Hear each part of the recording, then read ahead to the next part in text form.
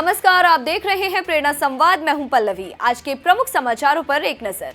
दिल्ली में बोले डॉक्टर कृष्ण गोपाल, भारतीय इतिहास को तोड़ मरोड़ कर किया गया प्रस्तुत, इसके पुनर्लेखन की आवश्यकता।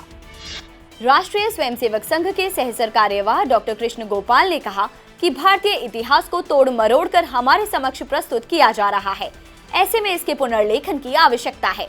वह दिल्ली विश्वविद्यालय के संस्कृत विभाग की ओर से 29 मार्च को पुरातत्व एवं अभिलेख शास्त्र के आलेख में भारतीय इतिहास का पुनर्लेखन विषय पर संगोष्ठी में बोल रहे थे। संस्कृति एक ऐसी भाषा है, बहुत दूर भूतकाल में जा सकती है,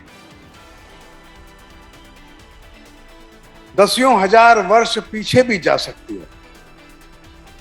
और अच्छी बात यह है कि आज भी जीवित है। अनेक भाषाएं दुनिया से लुप्त हो गई, उनकी लिपि पढ़ने में भी नहीं आती, लेकिन संस्कृत ऐसी भाषा है तो दसियों हजार वर्षों से जीवंत है। तो मेगास्थनीज के समय से वो भारत के बारे में वर्णन करते हैं, एक वो इतिहास है। वैनसांग फाहियान करते हैं, वो इतिहास है। मुस्लिम आक्रमणकारियों के साथ आए इतिहासकार ये लिखते हैं, वो इतिहास है। ब्रिटिशर्स ने लिखा, वो इतिहास है। बाद में देशभक्तों ने लिखा, वो इतिहास है। वामपंथियों ने लिखा, वो इतिहास है। कौन सा ठीक, कौन सा गलत, इसलिए विवेक चाहिए। वेयर वी वेंट रॉन्ग, हम गलत कहां चले गए, गलत कहां गए ये पता होगा तो सही रास्ता ढूंढ लेंगे। आज से 2000 वर्ष पूर्व कालिदास वर्णन करता है, हजारों वर्ष पूर्व महाभारत में व्यास वर्णन करते हैं। जब धृतराष्ट्र ने पूछा, हे संजय, वो भारत कौन सा है जिसके लिए जो लोग संघर्ष कर रहे हैं, जब धृतराष्ट्र ने पूछा, संजय ने उत्तर दिया। महाभारत में पढ़िया कम से कम 45 श्लोक है, भारत का वर्णन करता है। ये भारत, ये नदियों वाला भारत, नदियों का वर्णन, ये पहाड़ों वाला भारत, ये पर्वतों का वर्णन, ये राजाओं वाला भारत, देश के राजाओं का वर्णन, इतना सुंदर वर्णन, ये भारत है। ये संस्कृत के वाङ्मय में है। पाणिनि व्याकरण लिखता है अपने व्याकरण में बताता है। पाणिनि लिखता नहीं, व्याकरण में बताता है। भारत के अनेक स्थानों के शब्दों को लेता है, कम से कम 400, 500, 600 स्थानों के वृक्ष लेगा, औषधियां लेगा, पर्वत लेगा, नदियां लेगा, उनका व्याकरण बताता है। कालिदास सारे देश भर में वर्णन करते अपने भिन्न भिन्न शास्त्रों के द्वारा। वो भास है, वो कोई भी साहित्यकार देखिए, वो बाणभट्ट है। भारत के वर्णन के बिना कोई भी संस्कृत का बड़ा साहित्य अधूरा रह जाता। हजारों वर्षों से ये देश है, उसका नाम भारत है। पश्चिम की नजर नेशन पर है, पश्चिम के मन में नेशन बैठा है। नेशन असहिष्णु है, राष्ट्र सहिष्णु। ध्यान रखिए। शामली में स्वयंसेवकों ने निकाली साइकिल यात्रा, लगाए पर्यावरण बचाओ के नारे। राष्ट्रीय स्वयंसेवक संघ पर्यावरण संरक्षण गतिविधि के अंतर्गत 26 मार्च से एक साइकिल यात्रा शुरू की गई है। यह साइकिल यात्रा 29 मार्च को शामली के थाना भवन पहुंची, जहां लोगों ने यात्रा का स्वागत किया। इस यात्रा में सैकड़ों कार्यकर्ता साइकिल पर सवार होकर कस्बे के मुख्य मार्ग से गुजरे। लोगों को पर्यावरण संरक्षण का संदेश देने के लिए यह यात्रा नोएडा से 26 मार्च से प्रारंभ हुई है, जो 11 अप्रैल को मेरठ की चौधरी चरण सिंह यूनिवर्सिटी में समाप्त होगी। भारत सरकार एसी कोच में कराएगी अयोध्या की यात्रा, अगले महीने चलेगी स्वदेश दर्शन ट्रेन। स्लीपर बोगियों वाली भारत दर्शन ट्रेन को बंद कर अब रेलवे उसकी जगह स्वदेश दर्शन ट्रेन चलाएगा। स्वदेश दर्शन ट्रेन में स्लीपर के साथ ही एसी थर्ड की बोगी भी होगी।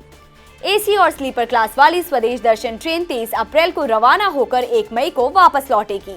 यह ट्रेन अयोध्या में राम जन्मभूमि, हनुमानगढ़ी, सरयू आरती, वाराणसी में काशी विश्वनाथ मंदिर, जसीडीह में बैद्यनाथ मंदिर, गंगा सागर, कोलकाता स्थित काली मंदिर, पुरी में जगन्नाथ मंदिर व कोणार्क मंदिर के दर्शन कराएगी।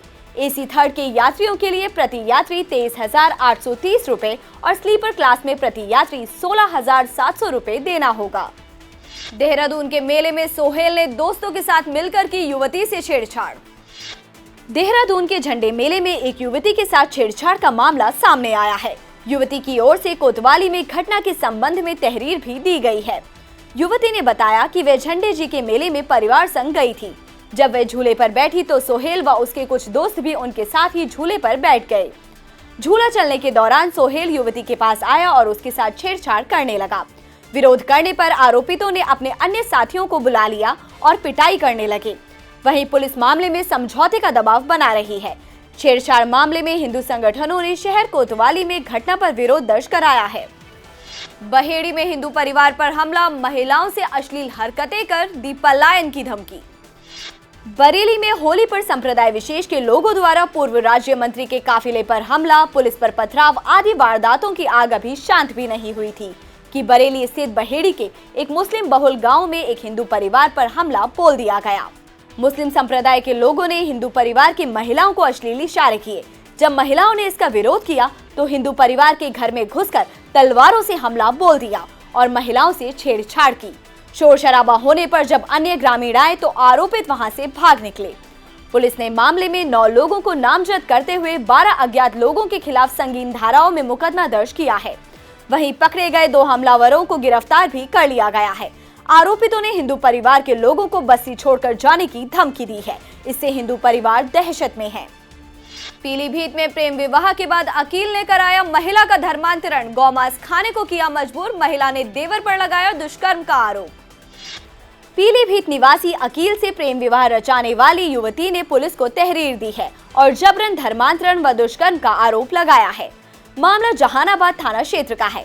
महिला ने पुलिस को दी तहरीर में बताया कि मोहल्ले के अकील ने उसे प्रेम जाल में फंसाकर उससे 2018 में एक मस्जिद में निकाह कर लिया था।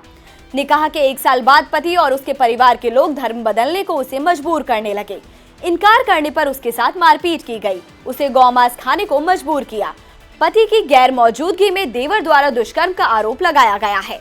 जहानाबाद पुलिस ने पति समेत 6 आरोपियों के खिलाफ विभिन्न धाराओं में मामला दर्ज कर महिला के पति अकील को गिरफ्तार कर जेल भेज दिया है। अब एक नजर आज की प्रमुख सुर्खियों पर। बदायूं में गैंगस्टर सराफत की जब्त हुई 80 लाख की संपत्ति। बाबर अली की मां से सीएम योगी आदित्यनाथ ने की बात, बोले मैं भी आपका बेटा।